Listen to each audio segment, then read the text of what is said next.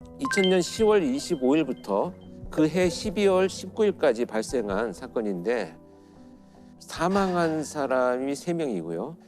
한 명이 미수예고증 사건입니다. 이제 첫 번째 사건은 학교에 갔다 오던 초등학교 3학년 학생을 이 김혜선이라는 자가 납치를 합니다. 그래서 강간 살해하고 나서 이 시신을 유기하고 갔는데요. 온 마을 사람이 찾다 보니까 이 아이가 어디에서 발견됐냐 하면 야산 중턱에 있는 굉장히 큰 묘가 있습니다. 거기 그 묘 위에 아이가 팔을 정말 십자가처럼 이렇게 벌리고 전시를 하듯이 이렇게 눕혀져 있었어요. 좀 이해할 수 없는 행동이죠. 왜냐하면 범죄자의 심리라고 하는 것이 기본적으로 시신을 어떻게든 은폐하고 그 발견이 지연되도록 만들고 가는 것이 기본적인 범죄자들의 범행 이후의 행동인데 팔도 이렇게 벌려놓고 전시를 해놓은 것처럼 나타났습니다. 그래서 그때 당시에 이제 굉장히 논란이 많았었죠. 이 행동에 대해서 열심히 수사만 전개되고 있던 와중에 두 번째 사건이 발생을 합니다. 그 19살 된 여학생이 귀가하던 중에 이 김혜선을 또 마주칩니다. 네. 그런데 그 피해 상황을 모면해서 이제 도주를 하죠. 그리고 경찰에 신고를 합니다. 그래서 이때 몽타주가 만들어집니다. 그리고 첫 번째 사건에서는 족적 한 2개를 발견을 합니다. 그런데 이 족적과 몽타주를 가지고 계속 수사를 이어가고 있는 와중에 안타깝게도 이제 세 번째 사건이 발생을 합니다. 근데 이 세 번째 사건은 고등학교에 다니는 누나와 이 남동생이 농로를 걸어가고 있는데 김혜선이 이 피해자 아이들을 덮쳐서 밀어서 농로 밑으로 추락을 시킵니다. 남매를 공격한 이 김혜선은 이 남동생 목을 졸라서 살해를 하고 이 누나인 여학생을 야산 쪽으로 끌고 올라가서 끈으로 묶고 강간 살해하고 나서 피해자의 신체 일부를 훼손을 해서 가지고 그 현장을 떠납니다. 자, 근데 여기에서 족적이 발견이 됩니다. 근데 이 족적이 첫 번째 현장에서 나타난 족적과 동일하게 나타납니다. 그래서 이걸 이제 연쇄 사건으로 판단을 하고 일단은 신발을 찾는 수사를 전개를 했는데 한 집을 방문을 했는데 마당에 진흙개비가 내린 이 마당에 이 족적과 같은 신발의 족적이 있는 집을 발견을 합니다. 그래서 투입이 된 수사관들이 현장에서 피해자의 신체 일부와 현장에 썼던 끈, 또 칼 이런 도구들을 발견을 하고 체포를 하게 된 이런 사건입니다. 전북 고창에서 발생한 엽기적인 연쇄 살인 사건은 어제 검거된 이웃마을 30대 남자가 저지른 것으로 밝혀졌습니다. 강간 전과자로 일정한 직업이 없이 흉기와 노끈을 소지한 채 조용했던 농촌 마을에 씻을 수 없는 충격을 안겨줬습니다. 약간 범인은 사이코패스라고 봐야 될까요? 저는 지금 아마 검사를 했다면 상당히 높은 점수를 가진 사이코패스의 성향을 갖고 있다고 봅니다.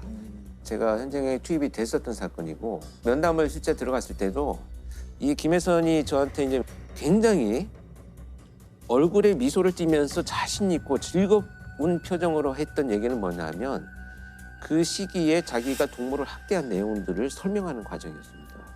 갈등이나 이제 어떤 그 스트레스 요인이 됐을 때 있는 동물들한테는 다 잔혹하게. 잔혹행위를 저질렀는데 사실 성장을 해가지고 사람한테도 같은 방식으로 공격 행위를 하면서 자존감이 회복되는 그런 느낌들인 거죠. 네, 전형적인 사이코패스의 모습을 진짜 드러내는 이런 자였죠. 아, 그러면은 무덤에 눕혀가지고 이렇게 전시하듯이 했던 그 이유가 뭘까요? 이제 그것이 이제 가장 의문스러웠죠. 출장을 가서 이제 네.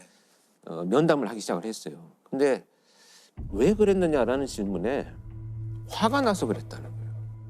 화가 나서. 그런데 화가 났다는 표현조차도 지금 이 행동을 도무지 해석할 수 있는 연결고리를 찾을 수는 없었습니다. 그래서 저는 이제 면담을 이어가면서 끝없이 뭔가 이 사람의 어떤 삶의 궤적을 들여다보면 아마도 이 행동의 어떤 원인을 찾을 수 있지 않겠는가. 이제 끝없이 여러 질문들을 했어요. 저도 질문을 계속 이어가던 중에 자 이제 어린 시절의 이야기를 하기 시작을 했습니다. 그래서 아주 어린 시절부터 이유 없이 이제 자기는 가정폭력을 심하게 받았다는 거예요. 아버지한테 밥상을 뒤집어 엎고 두들기고 맞고 이런 일들이 있었다고 합니다.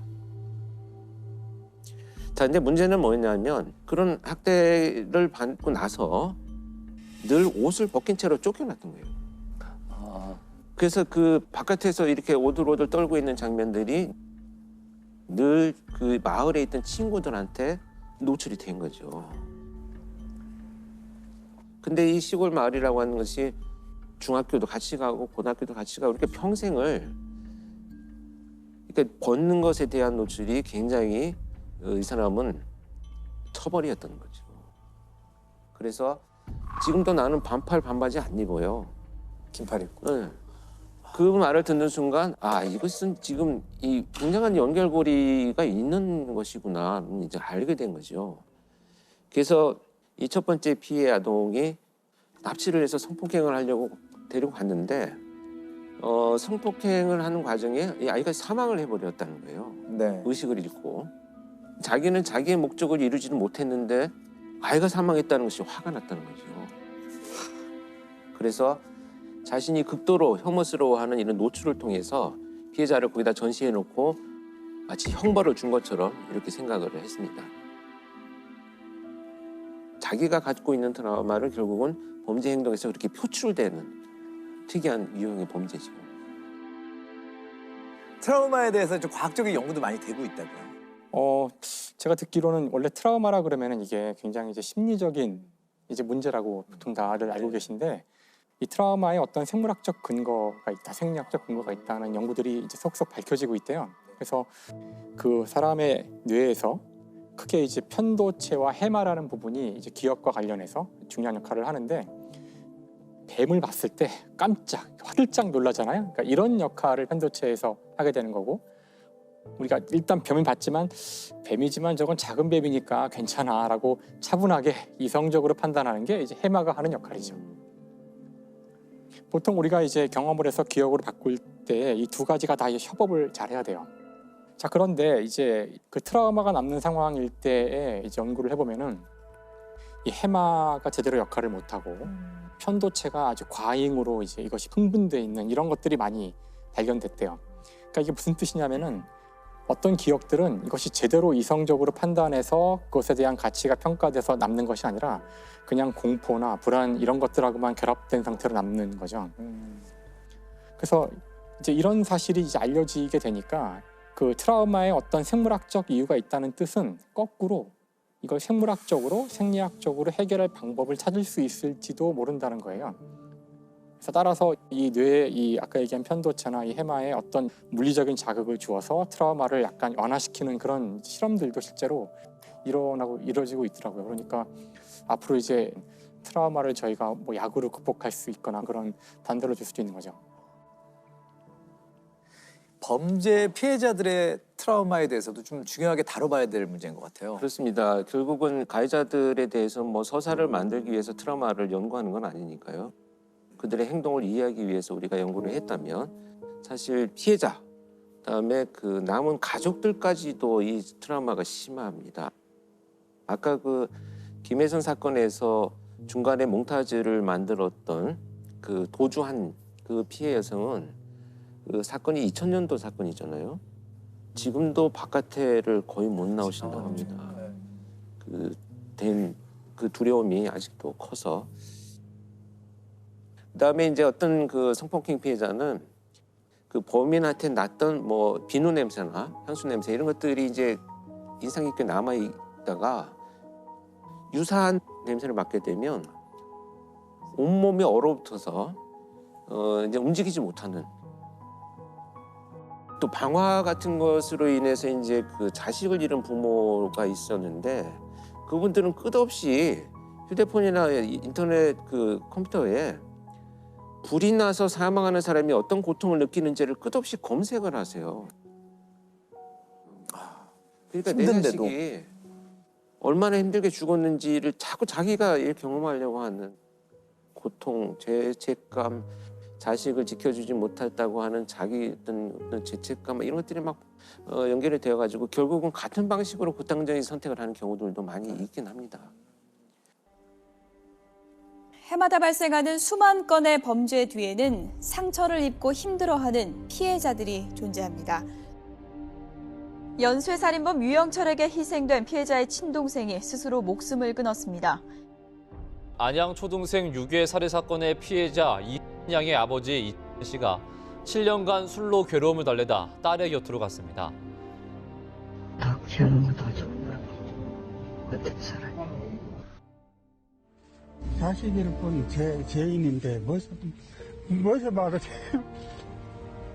어떻게 하는 게 아니고 내가 지금 그 얼굴을 보려는지 지금 우리 딸이 땅속에 묻고 살면 사실 범죄 피해라고 하는 것이 국가에서도 책임이 있다고 봅니다.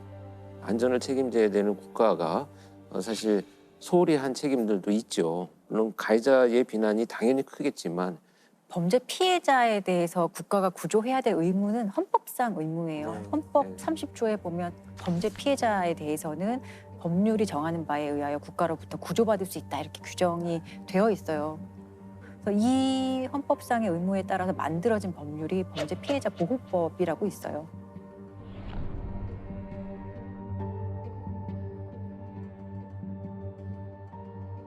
지원책이 있지만 사실 제가 볼 땐 매우 부족하다고 네. 생각이 들고요.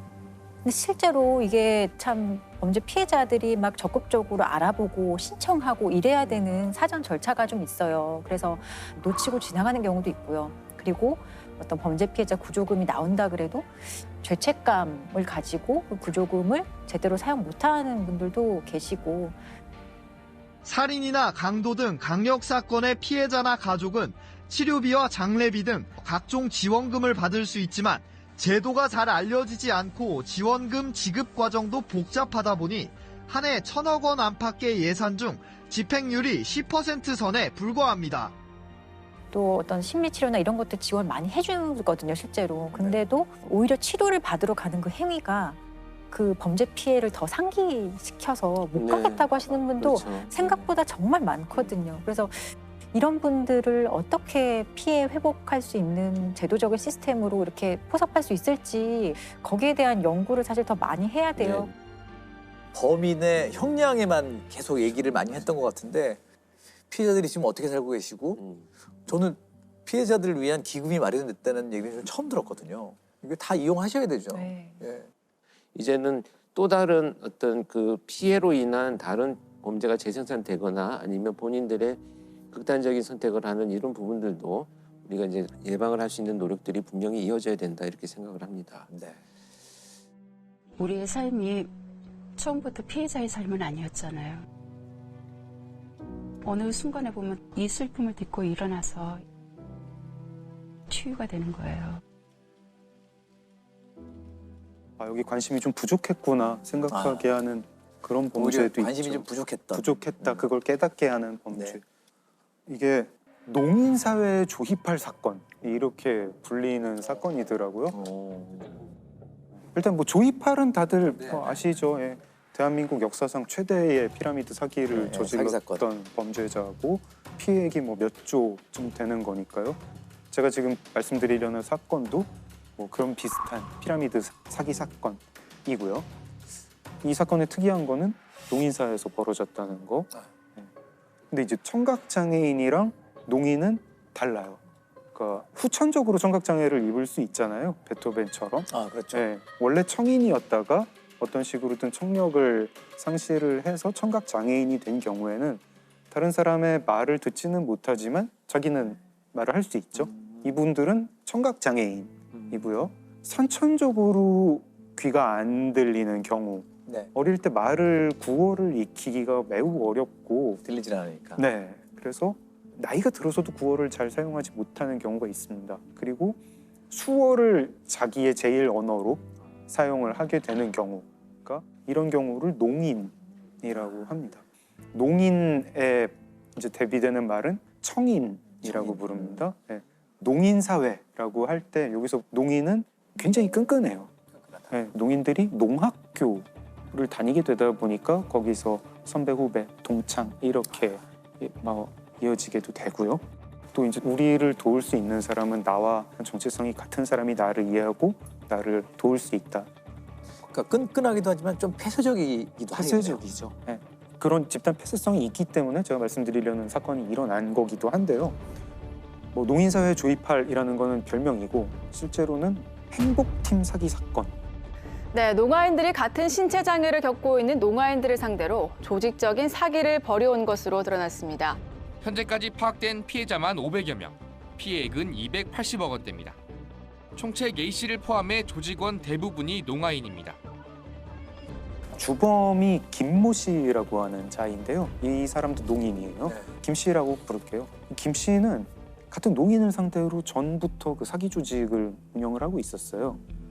그때 동업자가 2사람이 더 있었고 그때 조직원은 한 7, 8명 뭐 이 정도. 그때는 투자 사기 조직 이름이 행복의 빛. 행복의 빛. 네, 행복의 빛이라고 불렀어요.